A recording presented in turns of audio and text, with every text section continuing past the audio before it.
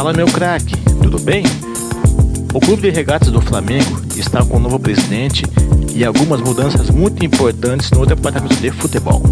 Apenas a comissão técnica continua a mesma, tendo o ex-jogador Felipe Luiz no comando.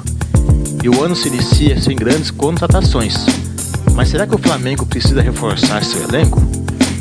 Vamos acompanhar como alguns comentaristas estão analisando o início do Mengão em 2025.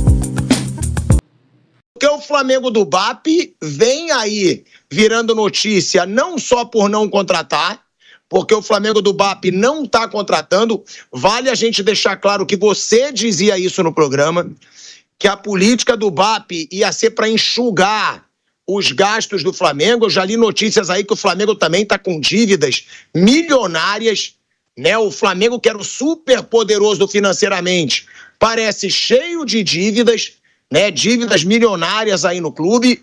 E aí, Mauro, o BAP gastando pouco, agora surge o jogador que estava lá no Azerbaijão. Ah, mas ele está se destacando, interessava ao Sevilha. Só que o que eu vi, né? Eu fui estudar a carreira do Juninho, né? Do Juninho do Karabag, lá do Azerbaijão. O cara nunca passou por um grande clube, né? Ele tem 28 anos, saiu da base do Atlético Paranaense, passou por clubes de Portugal, clubes pequenos de Portugal, e estava jogando no Azerbaijão. É aquilo, pode ser que tenha despontado tarde, pode ser que renda no Flamengo, pode, mas é um nome que ninguém conhece. Deixando bem claro aqui, ninguém no Brasil sabe quem é esse cara. Pode ser a nova política, né, do Boto, que é revelar jogadores desconhecidos e mais baratos, mas é um risco. E também tá demitindo pra caramba no Flamengo o BAP, né, Mauro? O cara chegou, eu já dizia desde o começo aqui, que ele sempre falou que ele não estava preocupado em fazer amizade, que ele queria fazer do Flamengo uma potência, mas já chegou de uma forma bem polêmica, né? Demitindo o departamento médico, demitindo o pessoal na comunicação, e ele disse na campanha que não demitiria, você até falou isso lá no seu canal, nas suas redes. O que falar, Mauro, desse começo do BAP e desse nome bem desconhecido no futebol brasileiro, que pode chegar para o ataque do Flamengo? Boa tarde também, Flávio Prado, Bruninho Prado. É um Flamengo com uma nova política, Mauro, que se der certo, todo mundo vai elogiar. Mas se der errado, o BAP sabe que ele vai ser criticado também, né, Mauro? Boa tarde, isso é de praxe, né? Mas, bem, ano passado a gente ficou aqui ouvindo e fazendo elogios ao scout do Botafogo, porque achou o Igor Jesus. Bem, para falar desse tipo de jogador tem que esperar para ver, né? Não é um jogador tão caro, né? Coisa de 4 milhões de euros deverá ser, algo em torno de 4, 5 milhões. Não dá para comparar, por exemplo, com o custo do Alcaraz, que custou quase 4 vezes isso. O Pedro custou 14, o Cebolinha custou 13, 14, o De La Cruz 15, 16. Então, é um jogador muito mais barato, e aí tem que ver qual a qualidade dele, característica. O Felipe Luiz observou, gosta. Eu não conheço o jogador, não vou analisar o atleta por lances que vi no YouTube, não dá. Tem que ver em ação, alguns jogos. Alguns colegas que trabalham, como Cristiano Oliveira, que é analista de desempenho, já assistiu 6 jogos inteiros do cara e gostou. Então, vai esperar para ver. Mas essa é uma política que já estava anunciada. O Flamengo não precisa de muitas contratações e não tem hoje como sua prioridade, nisso aí eu acho que a gestão do BAP está certa, fazer investimentos milionários no jogador de futebol. Já tem um elenco caro, contratou muito no ano passado. Essa carência para o centroavante é muito em função da lesão do Pedro, que só volta dentro de mais alguns meses. Então, é uma tentativa. E foi trazido o Boto como gestor do departamento de futebol e um cara de scout, justamente com o intuito de que ele possa apontar, junto com o próprio Felipe Luiz, com as pessoas do clube, para nomes que sejam interessantes, úteis e não sejam tão caros. Quando o Kleber Leite trouxe o Emerson Sheik para o Flamengo, ninguém conhecia. Ele era Emerson. Aí quando ele veio lá do Oriente Médio, ele virou Sheik. Aqui ele ganhou um apelido, aqui no Brasil, no Rio de Janeiro. Aí virou Emerson Sheik. Foi bem no Flamengo, voltou para lá, voltou para cá, fez o gol do título do Fluminense, campeão brasileiro de 2010, fez gol de título Libertadores do Corinthians, e fez história aqui no Brasil, já chegou com mais de 30 anos. O Emerson, que era um ótimo jogador. O Juninho tem 28, Às vezes acontece, jogadores erráticos. No passado, se a gente voltar lá atrás, muito lá atrás, o Lico, titular absoluto do time campeão do mundo em 81, chegou ao Flamengo com 30 e poucos anos, acho que 33, vindo do Joinville. Um excelente jogador, o cara ficou lá no Joinville, nenhum time grande do Brasil foi lá buscar. E aí ele surgiu no Flamengo e rapidamente virou o titular. Então essas coisas acontecem. O que vai acontecer a gente não sabe. Fazer qualquer avaliação, julgamento precoce, acho que é errado. E com relação à parte financeira, o Flamengo tem muitos jogadores que tem que pagar, tem dinheiro também para receber, não acho que a parte financeira seja preocupante, pelo contrário.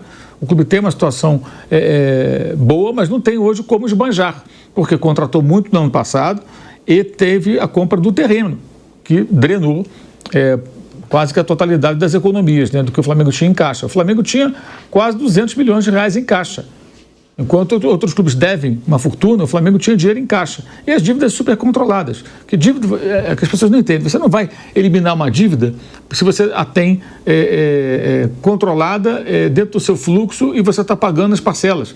Você não vai antecipar. Você vai fazer o que? Você vai pagar aquilo ali seguindo e vai fazer com que a roda gire e tenha um caixa para qualquer emergência. Esse caixa ele foi quase zerado na compra do terreno. E o desafio é construir o estádio. Numa condição como essa, ele não tem mesmo que fazer grandes investimentos. Nisso aí está certíssimo, certíssimo.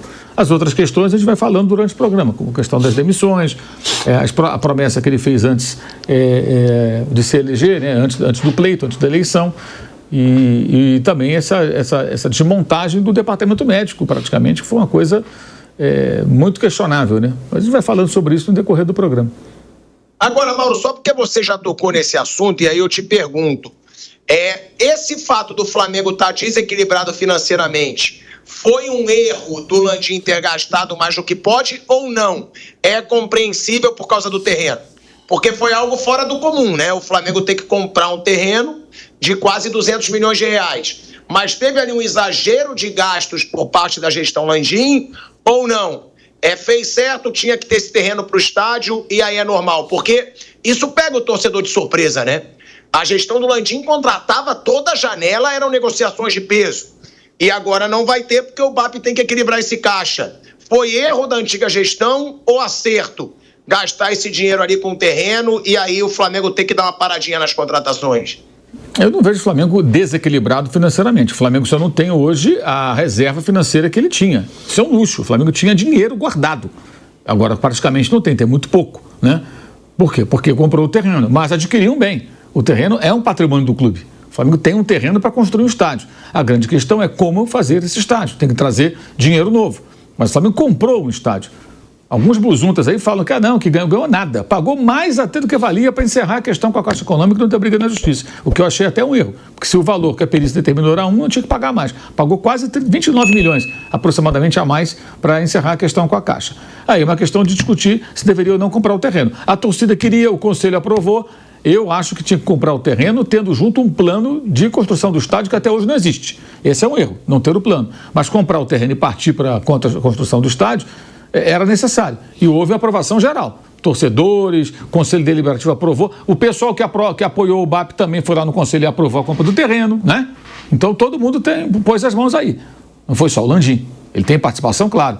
Agora, eu acho que o erro foi comprar o terreno e não ter um projeto. Cabe agora quem está no poder criar essa possibilidade para que o Flamengo possa construir o seu estádio. Acho que aí é uma outra questão. Sobre as contratações, ficou muito evidente que no ambiente, no clima eleitoral, eles foram mais fundo nas contratações, mas elas foram importantes. O Flamengo ganhou a Copa do Brasil, vamos recapitular? O Michael que chegou, o jogo contra o Atlético Mineiro, ele participa do primeiro gol, ele rouba a bola do terceiro gol. Alcaraz, assistência para o terceiro gol no Maracanã. Plata, faz o gol do título em Belo Horizonte. Todos participaram. Alexandre participou da classificação, marcando o gol da classificação contra o Corinthians de 1-0 no Maracanã. Então, esses jogadores foram importantes. O Flamengo campeão da Copa do Brasil, graças a eles. Se não tivesse com esses caras, não ia ganhar. Aí você pode discutir, porque fulano, ciclano, e tem jogador para render ainda que não jogou quase. Esses mesmos aí que eu citei, embora tenham participado de forma importante nesses jogos, eles mal jogaram, foram poucos jogos. O Alcaraz mal chegou. O Cebolinha e o Pedro ainda não jogaram com o Felipe Luiz. Cebolinha vai jogar agora a partir desse ano. O Luiz Araújo mal jogou com ele. Então, assim, foram contratações caras, mas que deram resultado, deram retorno. O Flamengo ganhou a Copa do Brasil. E sem eles não ganharia. Se ficasse com aquele elenco sem contratar esses caras, eu digo com toda certeza, não teria conseguido passar, acho que nem pelo Corinthians. Nem pelo Corinthians. E nesse momento o Flamengo não está indo forte ao mercado, porque ele não precisa.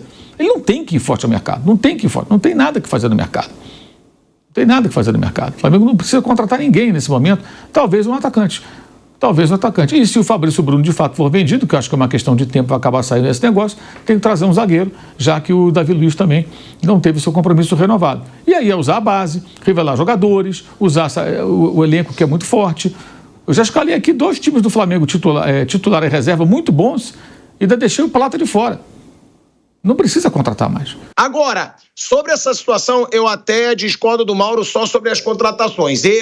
Minha opinião. Se o Wesley sair, eu acho que precisa ter um lateral direito.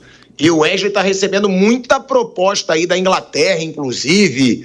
É o jogador mais assediado do Flamengo nesse período. Se o Fabrício Bruno sair, aí o Mauro falou que o Flamengo precisa de um zagueiro. E eu acho que pontual, o Flamengo precisaria sim de um atacante, que é o caso do Juninho. E a minha opinião, eu não acho o Rossi goleiro para ser titular do Flamengo. Eu não acho. Eu não vejo segurança no Rossi, como eu vejo em goleiros como o Everton, né, do Palmeiras, que eu acho um goleiraço, como eu via, né, também na época do Cássio no Corinthians, que era um goleiraço, e agora ele está no Cruzeiro, para ver se... Eu acho que o Rossi não passa muita segurança. Essa é minha opinião. Eu acho que também seria uma posição para o Flamengo ir atrás, mas o Flamengo nem pensa em contratar um goleiro. Agora, tem essa situação do Juninho, né, o Bruno Prado? Que o Juninho, ele tá no futebol do Azerbaijão, como o Mauro falou, né? É um jogador que é achado ali por scout, vai custar ao Flamengo entre 4 e 5 milhões de euros. O Juninho é um jogador que, como vários que tem brasileiros aí pelo mundo, principalmente em Portugal, né? Você citou o Portimonense, o Estoril e o Chaves, né? Tem muito jogador brasileiro em time pequeno de Portugal. O próprio Hugo, goleiro, a gente já conhecia ele do Flamengo, mas antes de vir para o Corinthians ele estava no Chaves, né? Que foi rebaixado, inclusive. Então lá em Portugal tem muito brasileiro que acaba jogando lá, alguns se destacam, vão para outro lugar, outros fazem carreira lá mesmo, né? Em times pequenos.